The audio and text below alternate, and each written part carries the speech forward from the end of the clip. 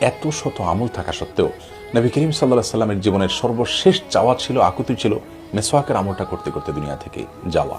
প্রিয় দর্শক, এখান থেকে বোঝা যায় একজন ইমানদারের জীবনে মেসওয়াক এটা সাধারণ কোনো বিষয় নয়, শুধুমাত্র দাঁত পরিষ্কারের কোনো মাধ্যম নয়, এর রয়েছে অনেক অনেক উপকারিতা এবং আধ্যাত্মিক দিক। মেসওয়াক এটি একজন ইমানদারের ইমানকে শানিত করার মাধ্যমও বটে। মেসওয়াকের উপকারিতার মধ্যে থেকে অন্যতম একটি হলো যে কোনো মানুষ যখন কোরআনে কারীমের তেলাওয়াতের সময় মেসওয়াক করেন, তখন তার এই তেলাওয়াতের অনুকরণ করেন স্বয়ং ফেরেশতারা। এবং নবী করিম সাল্লাল্লাহু আলাইহি ওয়াসাল্লাম সংক্রান্ত একটি হাদিসে বলেছেন, তোমাদের মুখকে তোমরা পবিত্র করো। তার ভাষ্য যদি আমরা লক্ষ্য করে দেখতে পাবো, তিনি বলেছেন তয়্যিবু আফওয়াহাকুম বিসওয়াক, তোমরা তোমাদের মুখকে পবিত্র করো মেসওয়াক দিয়ে। তিনি পরিষ্কারের কথা বলেননি, নাযিফু আফওয়াহাকুম বিসওয়াক এটা বলেননি, অর্থাৎ মেসওয়াক দিয়ে তোমরা মুখ পরিষ্কার করো এটা বলেননি, তিনি বলেছেন মুখকে পবিত্র করো। বোঝা গেল যে পরিষ্কার